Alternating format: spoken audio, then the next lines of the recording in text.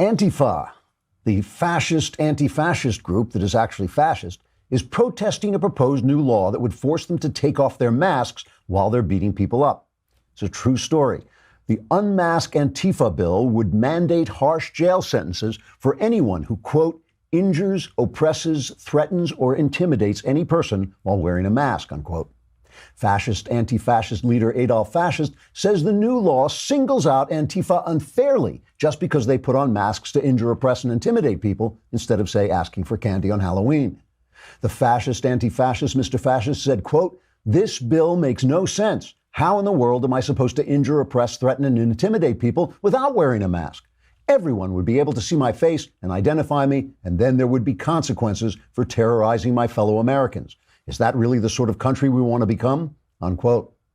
Fascist anti-fascists like Mr. Fascist claim they are not fascists because they call themselves anti-fascists while assaulting innocent people in the streets like fascists. In a recent interview, the anti-fascist fascist Mr. Fascist said, quote, as an anti-fascist, I believe in freedom, and so I should be free to beat the living crap out of anyone who disagrees with me. Taking off my mask would hamper me in that important work. Plus, I might catch a glimpse of myself in a nearby storefront window and realize what a degraded monster I've become, which would be just plain depressing, unquote. The Unmasked Antifa bill was proposed by 3 Republicans who brought the bill into Congress, where Democrats responded by putting on masks and beating them up. Trigger warning, I'm Andrew Klavan, and this is The Andrew Klavan Show.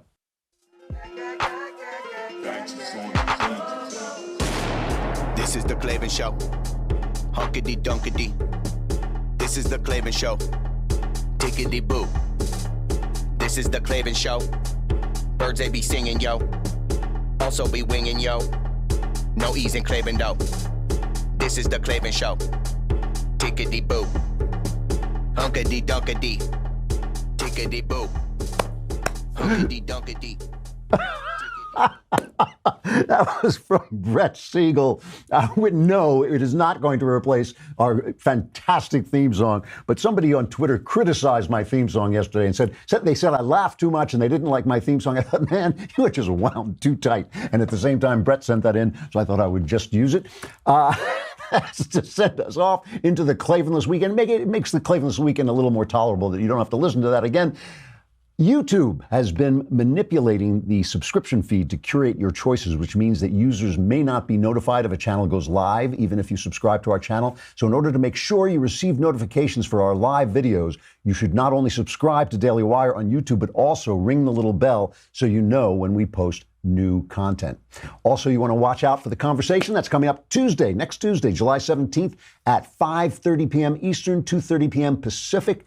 I will answer your questions, moderated by our lovely host, Alicia Krause, who has agreed to waive the restraining order so I can sit close to her. The Q&A will stream live. I wonder, is Alicia annoyed by these jokes?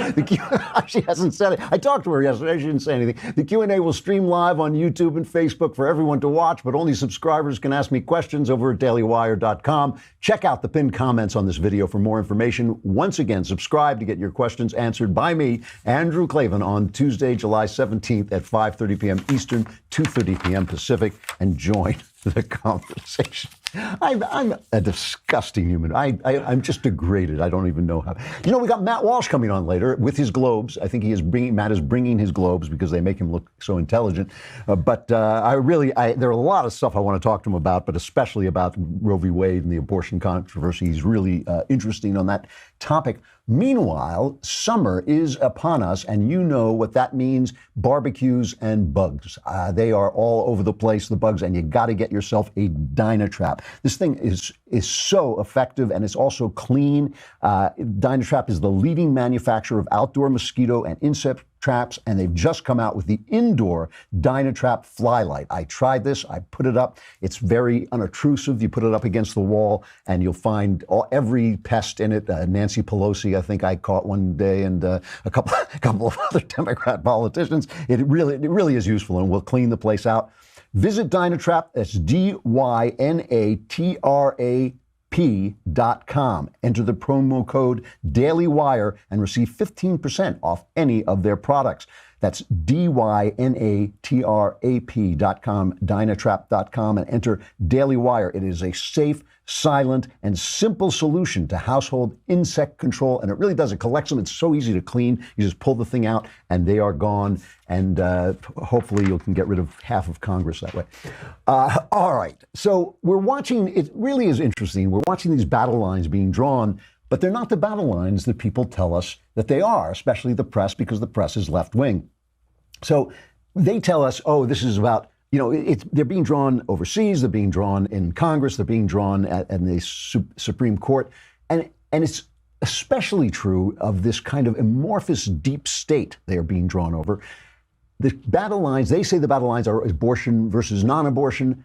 I say it's between whether our laws are made in the Supreme Court and imposed upon us, or whether we obey the Constitution and we each get to vote for laws in our individual states. They say the same thing. It's about gay marriage or something, but it's not about gay marriage. It's like, we on the right can disagree about gay marriage. What we can't disagree about is whether the Constitution includes an enforced right to gay marriage. All the Constitution does is enumerate the powers that the federal government has, and that means that any powers that aren't mentioned in the Constitution aren't there. There were founding fathers who did not want a First Amendment because they said, well, we don't mention the right to regulate speech in the Constitution, so everyone will know that they don't have the right. Fortunately, wiser heads prevailed. So they are, it's so important to the left to gin up hysteria over each new issue every day because they want to keep us away from the real issue, which is the structure of freedom, which is set out by the Constitution.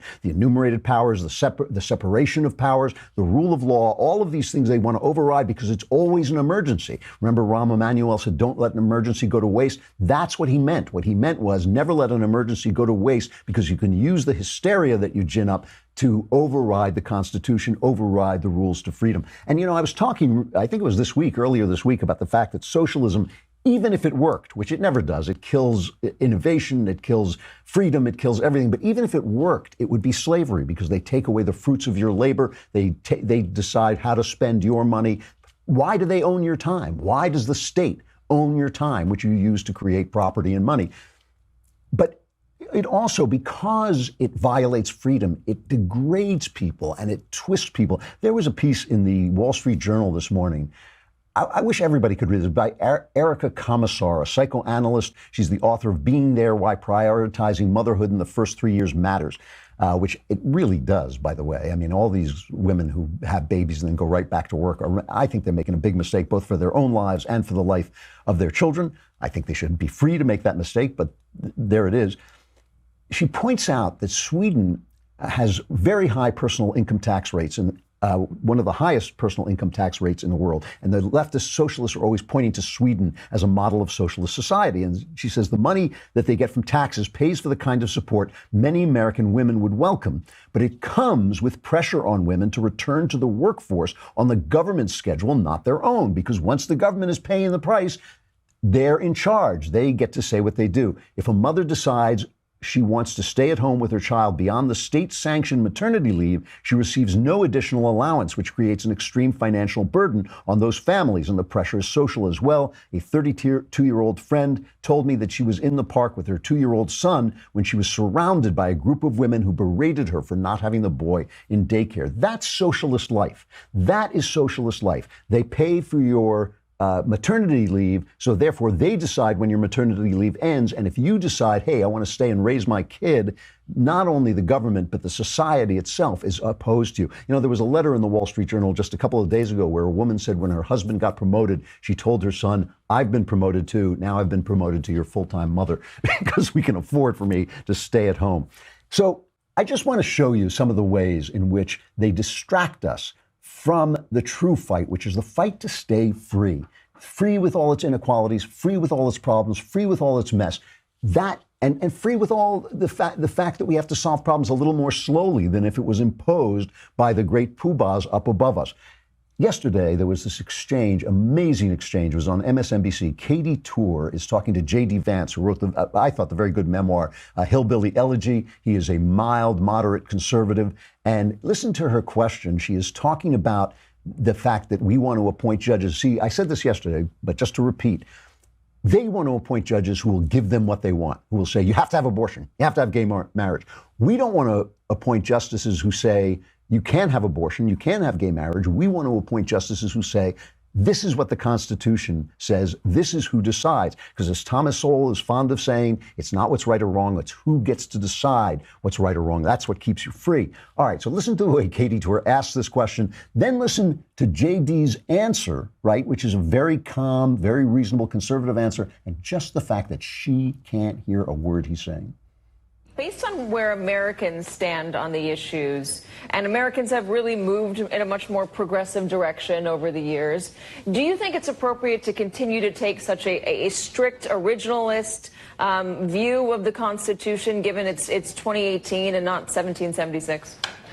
Well, I don't know that Americans have become more progressive on everything. Certainly times have changed since 1776, but how you interpret the Constitution is ultimately different from what policy preferences you want. And this is a point that conservatives make pretty often about the Supreme Court, that whether you want the laws to move in a progressive or a conservative direction, the Supreme Court is a separate institution with a separate mandate under our constitutional structure. So, for example, if you want abortion to be outlawed or you want abortion to not be outlawed, that is a question, and there's an open debate about whether that question should be decided by the Supreme Court or that question should be decided by voters and by state legislators and by federal legislators. That is a question, to me, that's about constitutional structure, not so much about policy preferences. Well, the arc of history has shown that opinions have become more progressive.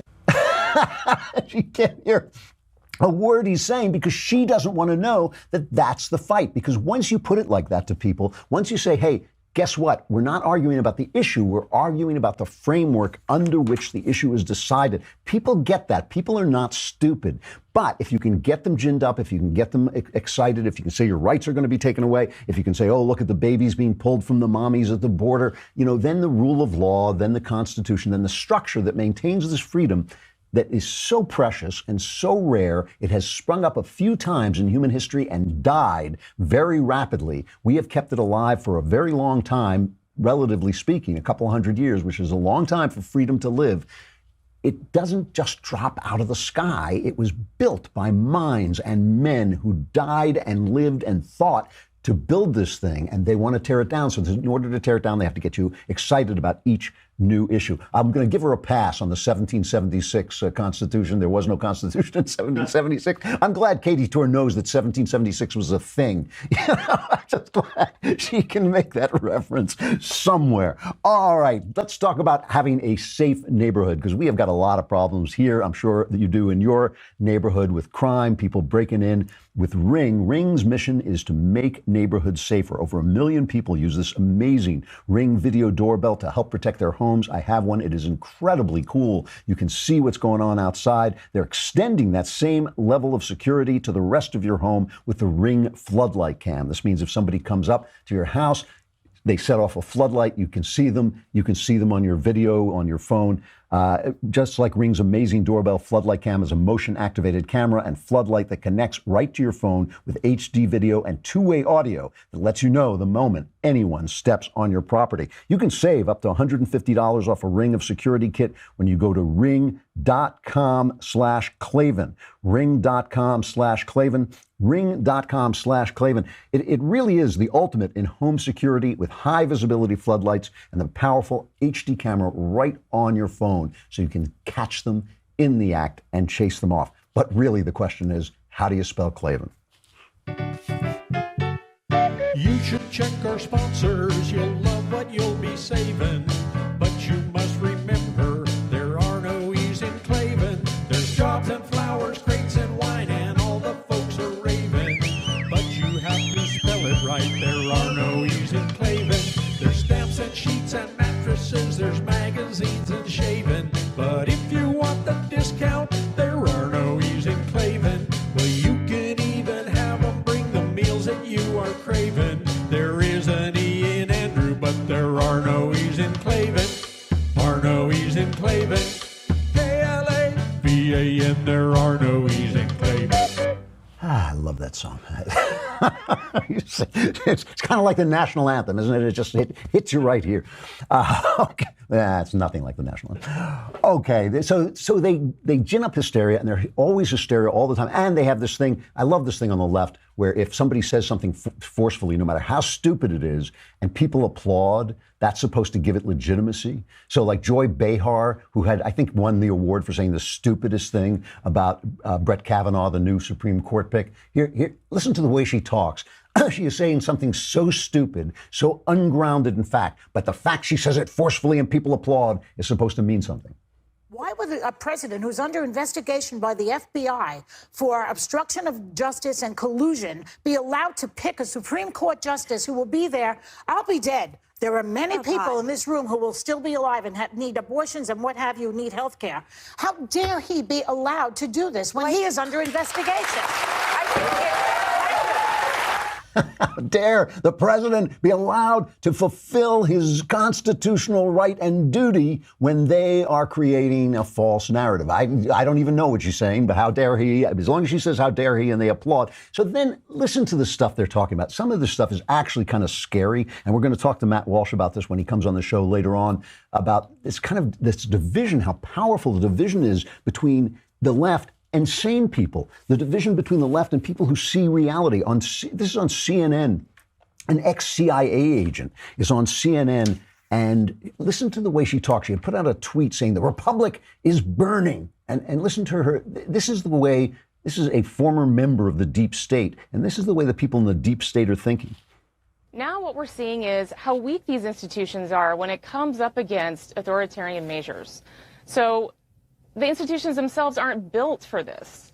And our democracy is fragile enough right now, I think, because of the erosion that's happened, that we're starting to see and not feel quite as impactfully as we should some of the things that authoritarians have typically done throughout the years. So, for instance, we have two branches of power, executive branch and Congress, who we were hoping would not act in their self-interest.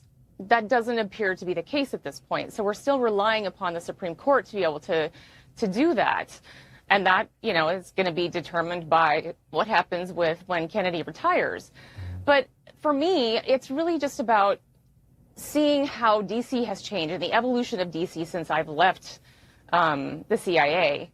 And what has happened with all of these institutions and how easy it is for Trump to denigrate them just through a tweet and continually attacking these institutions. Yeah. That, to me, is hugely problematic. And I just feel like we're not seeing the sense of urgency in all of this that we need to at this point. So her tweet says the republic is burning. This is not hyperbole. She's talking about tweets. How is it not hyperbole? How is it not hyperbole? What is she talking about? The democratic institutions, she says, are not strong enough to withstand that. And Kirsten Powers, who is a smart woman, she's an intelligent woman, she picks this up. She picks this hysteria up because the issues are more important to them than the structure that preserves the freedom under which we decide these issues. Listen, I'm shocked at Kirsten Powers on this. Listen to her. This is what happens in every country before the fall, where some people say people are being alarmist, everybody's overreacting. When things are starting to crumble, people literally say our institutions are too strong, they can stand up against this. And the fact of the matter is the first institution that goes is the media. Mm-hmm. And that's the first institution that Donald Trump is trying to tear apart, and talks about the media being the enemy of the people, which is authoritarian speak, and has Republicans now parroting this, constantly about fake news and how you can't trust anybody in the media. It's literally like out of Vladimir Putin's playbook. I mean, this is, when Scott was saying, well, this isn't, we don't want what Vladimir Putin wants. Well, we who? Donald Trump seems to very much want what Vladimir Putin wants. He acts exactly like Vladimir Putin. The whole government by spectacle, that's something that, that Putin did, where you just create everything as a spectacle to the point that nobody can trust anything anymore. And so they just tune out.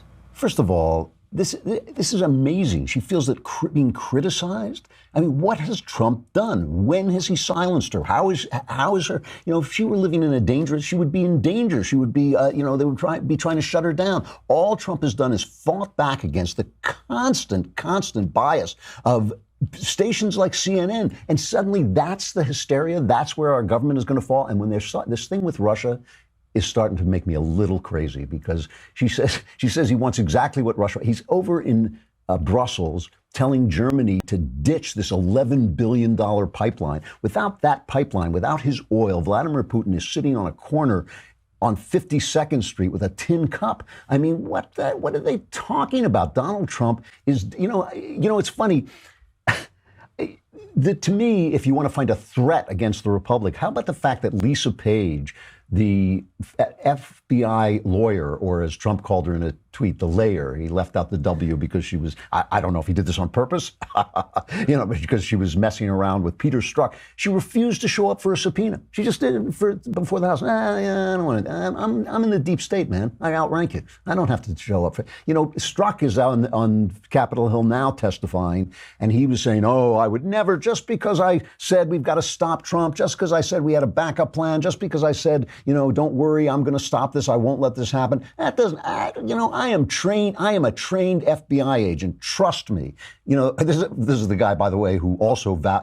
He's sworn to tell the truth, but he also vowed he would be faithful to his wife. So I don't know why we should trust him at all. If you want to find a threat, I mean, that's the kind of threat that worries me. I don't hear these people naming one thing, not one thing that Trump has done, except tweet. But it's all about this. And this hysteria about Russia. Trump is in Brussels and he makes this speech. He gets up and he talks about whether Putin is his enemy. This is cut number 2. He's been very nice to me the times I've met him. I've been nice to him. He's a competitor. Somebody was saying, is he an enemy? No, he's not my enemy. Is he a friend? No, I don't know him well enough.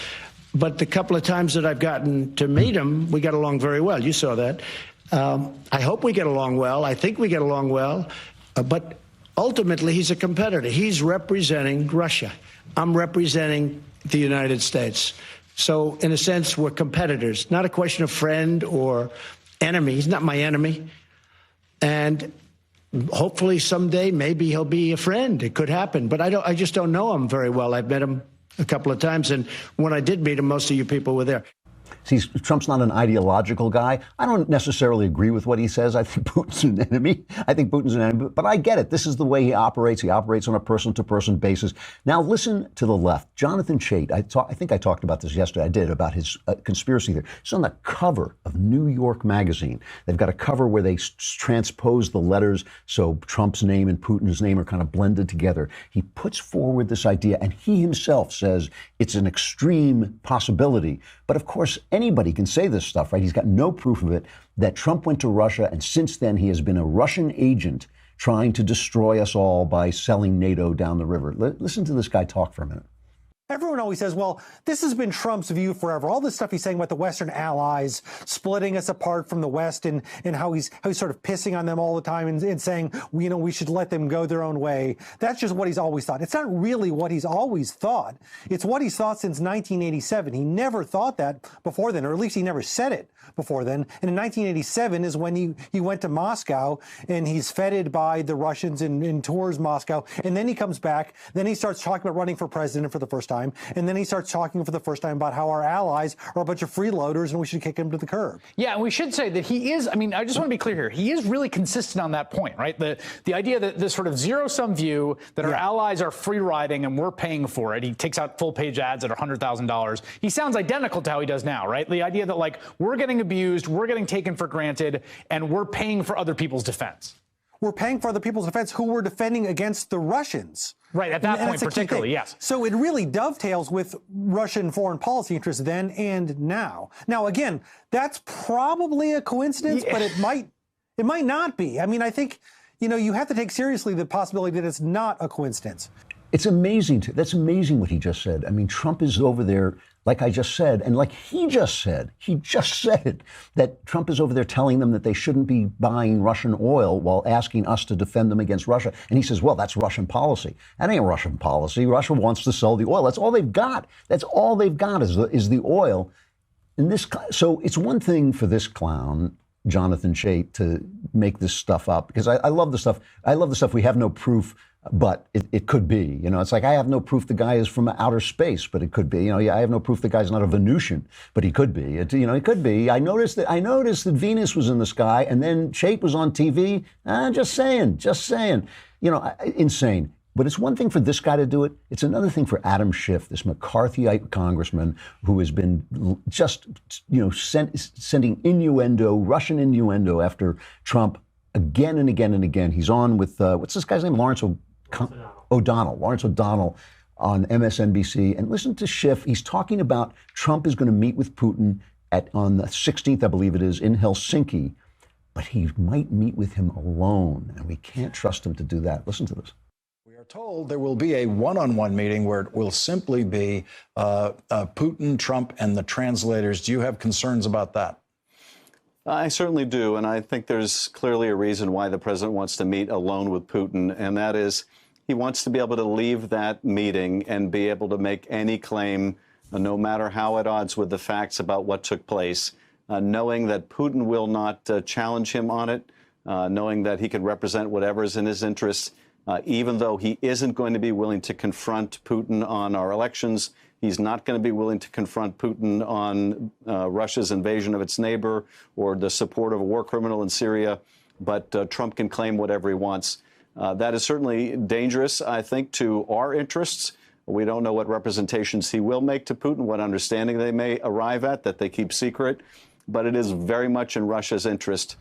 Something about that bland little smile on his face, I just find incredibly sinister, that he's sitting there telling us we can't trust the President of the United States to sit down in a room alone with Vladimir Putin because what's he going to, that's where they pass the radioactive secret. I don't know what the hell he's talking about. But I mean, this guy's a congressman and a powerful congressman. It is amazing. It is amazing to me that he is sitting there on television saying this. But this is it. It's silence, shut people up. Emotionalism, conspiracy, panic, anything they can do to distract you from the fact that we're in a battle, we are in a conflict, but the conflict is not what they say it is. It is not between, what the left wants and what the right wants. It's between what the left wants and a system of government that has lasted over 200 years for a change that has kept us free. That's what we're trying to preserve. I'm willing to lose and win under a system of freedom. I'm willing to lose even on issues that I hold incredibly dear, even on issues that are incredibly important to me.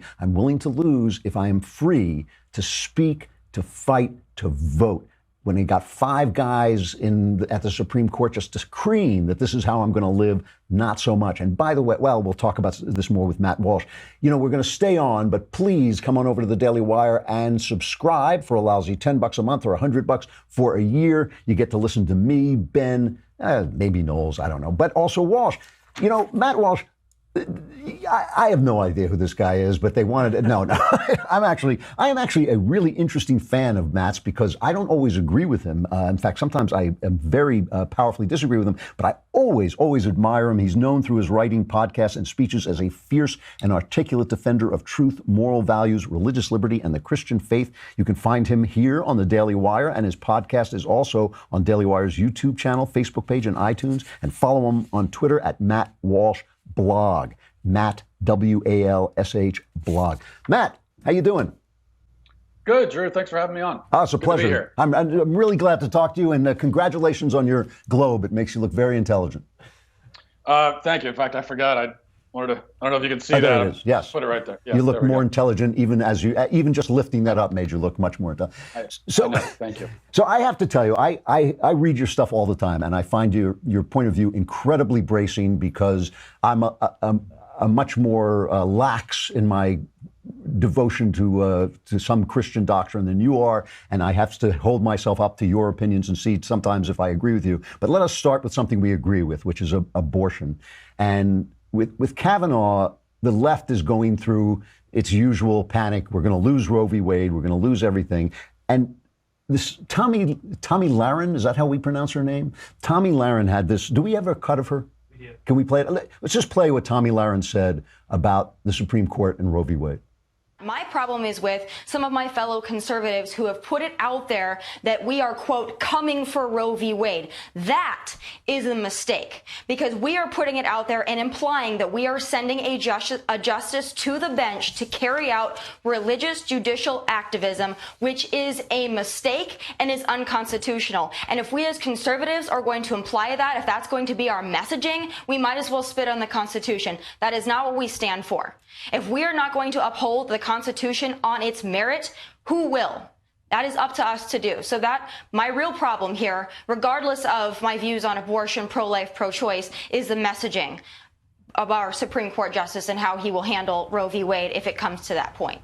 Okay, I don't want to coax you into a battle of wits with an unarmed woman, but tell me what's wrong with that point of view. Oh, what's wrong with it? I mean, do you have 6 or 7 hours I can get into it? I mean, what she just said is Nancy Pelosi level leftist garbage. I mean, and when I say Nancy Pelosi level, I mean in how progressive and extreme it is, and also how lazy and frankly stupid that talking point is. It's spitting on the Constitution to overturn Roe v. Wade. Now, we also, I don't know if Tommy understands this, but we have to be able to in some ways separate the discussion of Roe v. Wade from the discussion of abortion itself. Because the legal argument against Roe v. Wade is that it was a terrible legal decision where they found in the Constitution a right which is clearly not enumerated. So, the justices in Roe v. Wade, as you know, said that the right to abortion can be found primarily in the 14th Amendment, which, by the way, protects us from having being deprived of life without due process. It also protects us. It says that we get equal justice under the law. So they found in that the codification of our right to kill human beings. I mean, it's madness. So if people were being honest and rational about it, you'd have a bunch of pro-abortion people who said, you know what, I believe abortion's okay, but of course we have to overturn Roe v. Wade because there's nothing in the Constitution about it. So to overturn Roe v. Wade, Tommy, is to undo a previous example, and maybe one of the most heinous examples of judicial activism. So that is not itself judicial activism. That is just righting the ship. That's all that is. And about abortion itself, let's move it out of the legal realm for a minute. And about abortion itself, this country, I think that Roe v. Wade is what has caused this division in our country. Is there some way that you wrote recently, I think, that you didn't feel that this division could be healed, and abortion is one of the reasons. Do I gather that right? Yeah, I think that abortion is I think the central foundational issue. I would agree with you in our country because it gets right, and this is one of the reasons why I don't think as conservatives we can say, oh, we have a big tent, and even if you're in favor of killing babies, we can still have you in the tent. Because it's a foundational issue. It gets down to, like, what do you believe? What are your core values and principles? And so me, as a conservative, I consider my core value is, among them, is the sanctity, the sacredness of human life, the worthiness of human life, and also the objective nature of morality, that there is a natural moral law upon which our legal system is based. So it's where you fall on that is going to determine where you fall on abortion, and then from there it's going to determine where you fall on pretty much every other issue.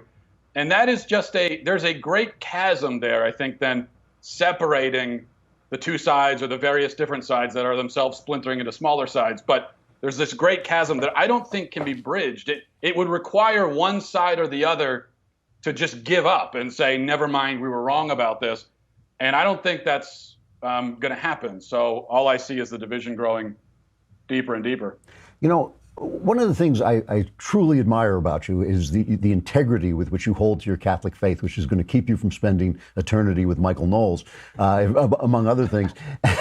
God willing.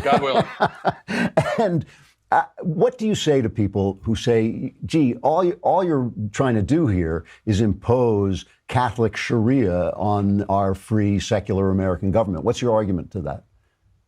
Well, the first thing I say is stop being an idiot, because that's not really an argument, I guess, but that is how I open the argument. Probably not a good strategy. No, what I'm trying to impose is the same foundational doctrine, and it is a doctrine that our founding fathers imposed. I mean, let's remember that the United States is supposed to be different from pretty much every other country that's ever existed in the history of the world, in that it was founded on a a creed, on a doctrinal creed, and that is that human rights are innate, are endowed by a creator. They are these objective, real things that are inherent to our nature, and they can't be removed or taken away by any force at all. So I'm just trying to bring us back to that, which is, so my point is, to be pro-life, it does not require you to be Christian, certainly doesn't require you to be Catholic.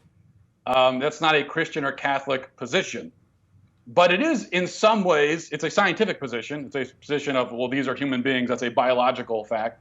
But it's also kind of a spiritual position in that I'm saying human beings have worth and value. And I admit that that is a spiritual conviction. But it is the same spiritual conviction upon which America itself is founded. Yeah, that's an excellent argument. All right, so let's move on to something where I always disagree with you. Whenever I read your pieces about the arts are all in all to me. I mean, they're the two things I love in life are walking in the forest and enjoying the arts, and those are places where I feel like I am actually in the presence of God. You have written things, for instance, like you feel that it's actually wrong for a Christian to enjoy Game of Thrones, one of my favorite shows ever. Now, and by the way, I should just say you didn't write this in a censorious or hectoring way. You were putting forward a very quiet argument, very calm argument. But isn't there something about the arts that is supposed to show us all of life? Is art supposed to be limited to only the nice and only the good and the beautiful? No, I don't think it should be limited. I think, but there's a in my mind there's a point to art which goes beyond merely showing you something. I don't think art is merely to put something in front of us for us to view or gawk at. I do think that all art is supposed to lift us up to some greater truth and to beauty, which is not to say that all art must itself be pleasant to look upon, but it should bring us closer to some truth. That's my fundamental belief about art. And my problem is that so much of, and I agree that television shows, movies, all that can be art, but much of it, the vast majority of it, in my view, is not designed with that purpose in mind, and it does not have that effect. Instead, it brings you down into the muck, into the dirt.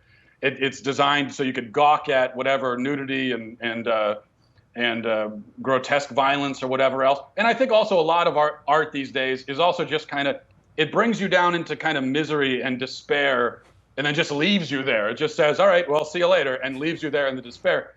And it seems pointless to me. What's the point of that? And by the way, I say that as someone, I've watched plenty of shows and movies and so on, that have no effect besides that, because there is this weird draw to it as well that I recognize, but I think we need to resist it. And with Game of Thrones, I think Game of Thrones is an example. I've used that as an example. I think it's a good example of that.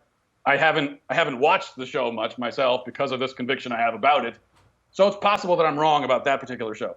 It is interesting. I mean, my argument with this is that I actually enjoy sometimes a nihilistic work of art because I know nihilism is part of the creation. In other words, I know that people being nihilists is a point of view that exists in this world, in God's world. And it's not a point of view I share. It's a point of view I powerfully oppose. But I like to experience it to know my fellow man, I guess. I guess that's my argument. With Game of Thrones, it is funny because part of it is so exploitative and debased that it gets in the way of some of the things that are brilliant about it. So I see that point.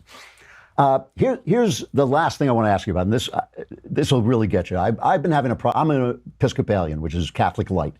And I'm an Episcopalian for a very specific reason, but recently they've gotten so far left and crazy that I've talked about the fact that I really think I may have to leave the church. And a lot of people wrote to me saying I should become a Catholic. A lot of people wrote to me saying I should become a Mormon as well. Those were the two I got most from. Yeah. My problem with Catholicism, I'm going to put it in front of you and see what your response to this is. I feel that in the last analysis, my prayerful reading of Scripture, along with being informed by great theology. I'm a big Pope Benedict XVI fan, so I read his theology and I compare what I'm thinking. But ultimately, my conscience has to rule over the authority of the church. Why is that wrong? I think that you do have to follow your conscience in the end, and that if you're, the distinction here is that there are things that are objectively wrong. I guess you would agree, right? That there are things that are objectively wrong and objectively right. And you could do, now theoretically, if you really feel your conscience is calling you to do a certain thing, and it turns out that that thing is objectively wrong in the end, my belief, and also the Catholic belief, if you like, is that you did an objectively wrong thing, but your moral guilt would be severely mitigated in the eyes of God because you really thought that you were following your conscience. So I guess that's kind of the interplay between the authority of not just the church, but Scripture and your own conscience. Because when you talk about, well, you got to follow your conscience, well, there's also, you got to follow your conscience as opposed to the church. Well, then there's also Scripture as well. So, what if Scripture tells you do X, Y, Z, but you really feel your conscience taking you another direction? So you're going to run into that even without the church. You could still theoretically run into that confusion. Go ahead. Sorry. Well, is that something that if that happened to you, if you said, I've really prayed on this, I've thought about it, I've read Scripture, and I disagree with the church on this important issue, what would you do then? I would recognize, ideally, if I'm doing the right thing, I would recognize that my own understanding is flawed. I'm a limited person. I have my own biases, my own temptations, and I would recognize that it's flawed, and I have to conform myself with this higher truth. The same as if I read something in Scripture, if I read, Jesus said a lot of very challenging things, and I might read some of those things and say, wow, I don't know if I can do that. It just doesn't make total sense to me. But I also realize that I have to humble myself to this authority and follow it, even if it doesn't make sense to me. And that, I would submit, in the end, is what faith is all about. It's about, walking forward to the light, even when you don't quite understand everything around you. And that's what it means to be a Christian, I think. Matt Walsh, the host of the Matt Walsh Show here on the Daily Wire. It is great to talk to you. I love listening to you. I love reading your stuff. And I hope you come back. We'll talk again. Yeah, I enjoyed it. Thanks a lot. Thanks a lot, Matt. Really good. You can just get Matt right here, right? Yeah. Daily Wire. See, you're not even subscribing. If you're not subscribing, what are you doing? Look at your wallet. Look at that $10. What are you doing with that $10? Nothing. Give it to us, and we'll give you everything. We'll give you entertainment endlessly. All right, it's time for Stuff I Like. It's time for Klavan on the mic with Stuff I Like. Oh, I love that. That was great. Just whited. Excellent. All right. At some point, we're going to have to pick one of these, right? I guess so. One day. Yeah, one day. Right. Babylon Berlin. Really liked it. Watched the whole thing. It is a German television show based on a novel by Volker Kutscher, which I will definitely read. It's based on a series of novels. It takes place in Weimar, Berlin. So we know that these people are doomed, right? We know that the Nazis are on the way, but the Nazis are mentioned once, I think, in the 6th episode, because they're really dealing with the communists so far. And it is, the world of cabaret I was talking about last week, I think, was Stuff I Like. First of all, let me tell you what's great. The atmosphere is great. It has this song. I love the song. This is the theme song. Let's play the theme song. It's this kind of German, despairing, existential, angst-ridden music to which all the flappers are dancing happily. Here's a little cut of that. Zu Staub, dem Licht geraubt, doch noch nicht jetzt. Wunder warten. Doch noch nicht jetzt. Wunder warten bis zuletzt.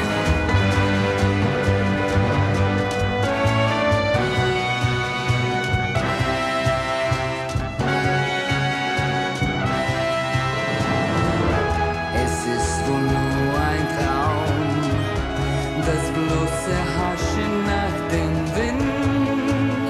Wer weiß es schon genau.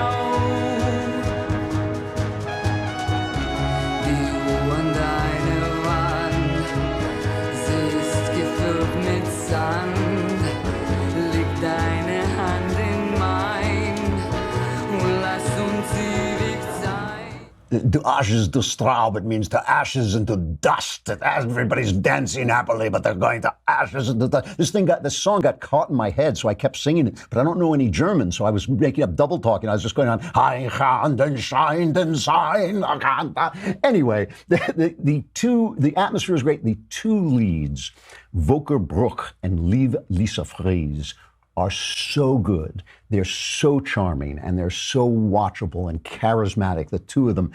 Brooke plays this police detective, Gerian Rath, who is sent from Cologne, which is a kind of provincial little town, to Berlin in pursuit of really on a political mission, and he gets wrapped up in homicide in this great big case about stolen communist gold. And Liv Lisa Fries plays this kind of she's actually a prostitute. She's a flapper. She's sinking into prostitution, but she starts to pretend that she's a cop, basically, and she starts to worm her way into the police force. They meet cute in one of the great meet cute scenes I've ever seen, where the two of them, she is filing homicide pictures, and he's on Vice, so he's got all these photographs of terrible, just S&M, disgusting sexual stuff, and they bump into each other, and their pictures, their photographs fall together, and they have to sort out the corpses from the guys dressed up in iron leather masks, and when they finish sorting them out, he turns to her and he says, "I hope you're in homicide." And she says, "I hope you're in Vice." They walk away. Really good stuff.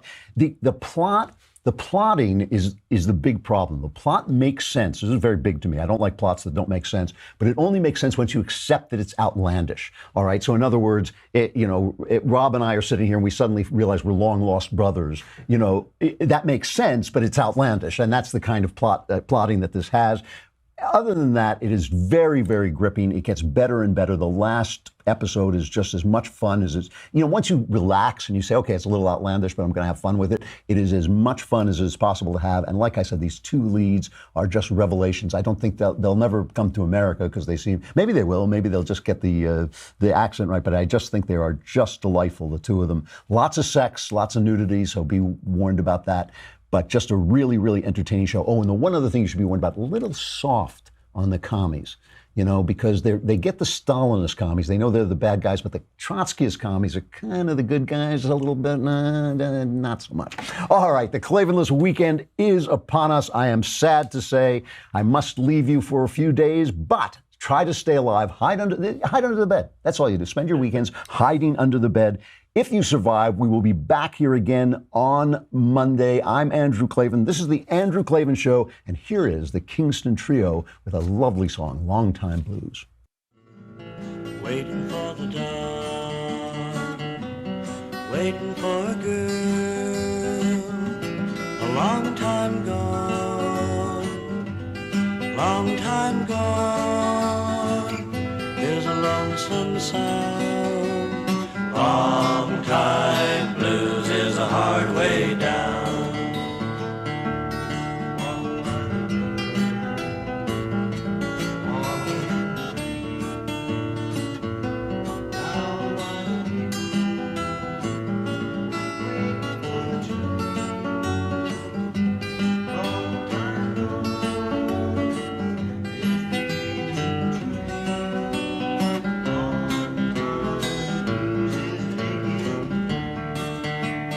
Long time blues is an aching pain. Listen to the sparrows singing their song. Oh, hooray, hurrah. The Andrew Klavan Show is produced by Robert Sterling. Executive producer, Jeremy Boring. Senior producer, Jonathan Hay. Our supervising producer is Mathis Glover, and our technical producer is Austin Stevens. Edited by Emily Jai. Audio is mixed by Mike Cormina. Hair and makeup is by Jesua Alvera. The Andrew Klavan Show is a Daily Wire Forward Publishing production. Copyright Forward Publishing 2018.